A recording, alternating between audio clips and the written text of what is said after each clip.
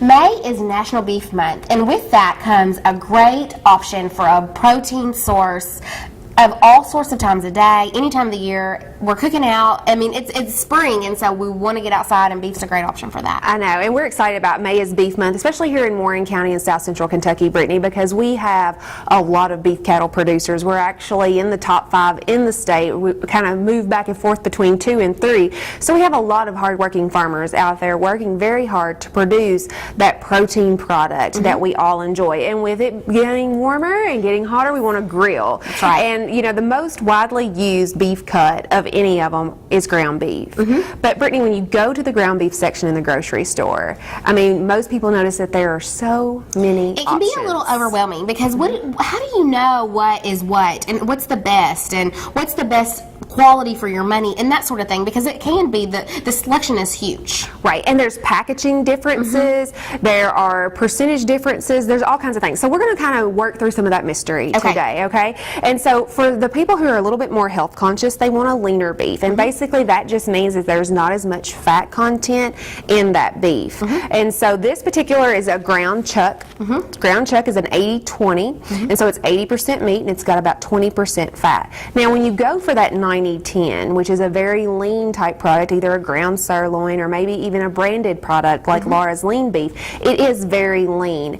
But when some people get that home, they say, well, you know, there's something a little bit different about that beef, and it is. It's because of the leanness. So if you're making meatballs or if you're making even hamburger patties, you might have to add a binder to those hamburger patties to get them to stick together well and have that binder. So egg, breadcrumbs, anything like that you might be able to add to that product. But right now, Brittany, the biggest complaint I think I'm getting is when I go to the grocery store, beef is high. Ground beef is so much higher now. And so you can choose that 70-30 beef, which is just ground hamburger, it's just ground beef hamburger. But what you can do with that, when you cook that up, you are going to have a little bit more grease to that. But if you'll just take that ground beef that you have fried in your skillet and ground and browned, you can take it and pour 2 cups of warm water over the top, and it'll help get rid of more of that grease. And so, you know, if you're looking and trying to determine the prices and you're going to make a spaghetti or a taco dish or maybe even a casserole, you can utilize that cheaper, the inexpensive ground beef, still get rid of the fat like you have a lean product. So then would you just transfer it to a colander and drain it? Okay. Yes.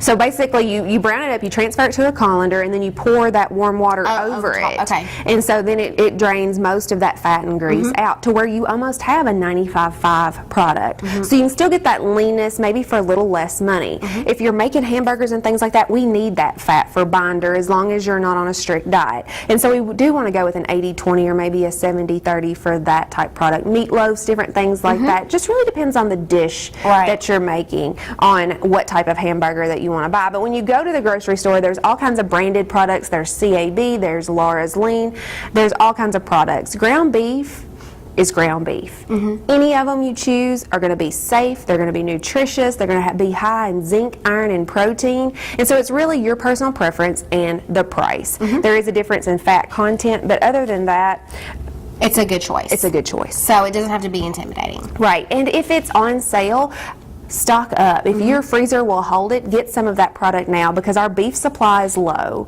And so when we have this supply and demand chain, our beef is probably not going to get less expensive, but our retailers will run specials on them because it's grilling season and those kind of things. And they'll actually lose some money on that. But that's your time as a consumer to take advantage of that less expensive type beef. Or it's the same beef, it's just less expensive at that particular time. Because they're promoting grilling or something like that. They want to get you into the store to buy the beef and hopefully all these other stuff too. So buy that beef and then go out and enjoy. We have a lot of recipes here, a lot of different things, and there's a lot of other cuts as well. Right now I know that steak season, because we're grilling, now might be a good time to find some steaks that are on sale and be able to stock your freezer for that. Beef freezes well 6 months to sometimes even a year, as long as you get all the air out, and so it preserves really well. So it's a good time to take advantage of getting that that because there's no better source for our zinc, iron, and protein than a serving of beef.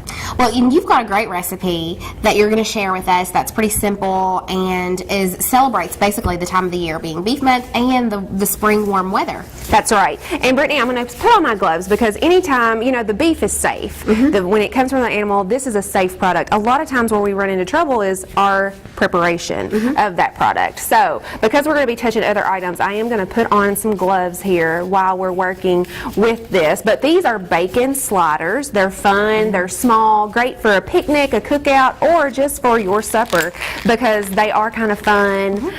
The sliders are the mini hamburgers, and that mini is very trendy right now. That's right. You're getting mini cups of everything, whether it's a hamburger, a side dish. You're putting salads in little. You're seeing that all over the television and magazines. That's right. And when you look at this product, it's red throughout. That means it's very fresh. It has been recently ground. Now, some people ask me, Joanna, if it's brown, does it mean it's bad? No. Basically, what that means is this is sealed, and so when oxygen gets to the meat, it turns brown. It loses some of that red pigment. It's not bad. It's still a good product, good safe product to use, and so a lot of times you might get that a little less expensive as well. So a good time to buy it, especially if you're going to use it right away. But ground beef in your refrigerator, 3 to 5 days is the maximum. Usually we want to use it in 3 days. So if we're not going to use the product, get it in the freezer. Okay. And Brittany, since I have this, I'm going to let you get these ingredients. I have some Worcestershire sauce and some salt and pepper. So something very simple. This is just to add a little bit of flavor. It has a lot of nice meaty, hearty flavors to it, and it just gives a little bit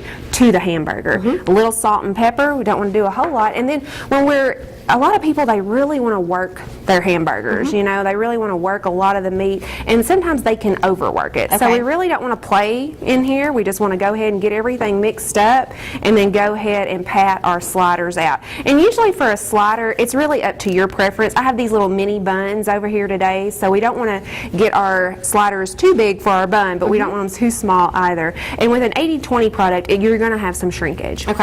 And so you can go ahead and allot for that. And so what I'm going to do is make a little patty here, and then not only to make this great because it's beef, we're going to add bacon as well. And bacon to anything is a delicious choice. That's right. And it adds a lot of great flavor. It keeps it juicy. And then we'll just wrap that around. And I have a drip pan over here, Brittany. It's kind of a makeshift one if you don't have one of these at home. Basically, you just don't want your burger swimming in any type of grease. And so this kind of creates like a grill in your oven. And so when we cook it in the oven, we get this nice crisp texture. You could grill this product as well. You have to pay close attention to it because we will have a lot of fat content from the bacon, and you could get flare-ups and different things like that. And so you could cook it on the grill, but today we're going to cook it in the oven.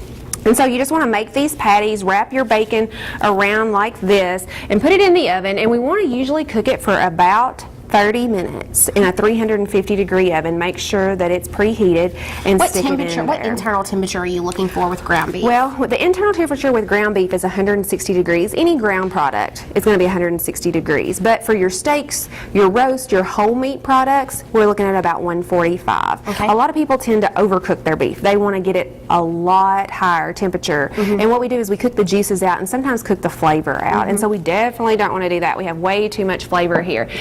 To waste, that's right. And so we just wrap those little beef patties, put them on here, and then cook them in the oven. You can kind of flatten them out just a little bit here. And then below will capture the grease. We have some tin foil to cover our pan.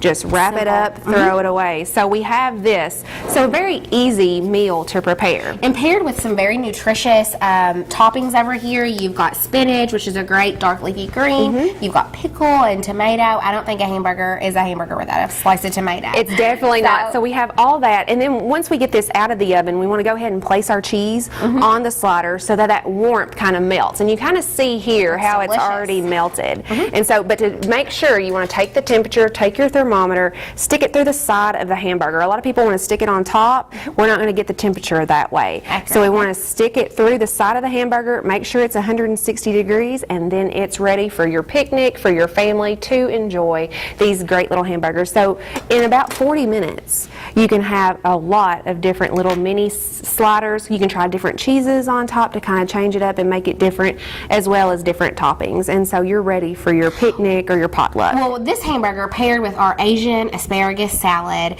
we have a very nutritious, healthy, delicious, flavorful meal. That's right, and a lot of people think hamburger, they don't think healthy, but we can make it that way by choosing good ground beef with great toppings. I mean, the bacon does add a little bit, but Brittany, it adds flavor as well. So we can feel good about it. Well, thanks for all these tips. I feel like I can definitely maneuver through the meat counter now. You have solved all the mysteries.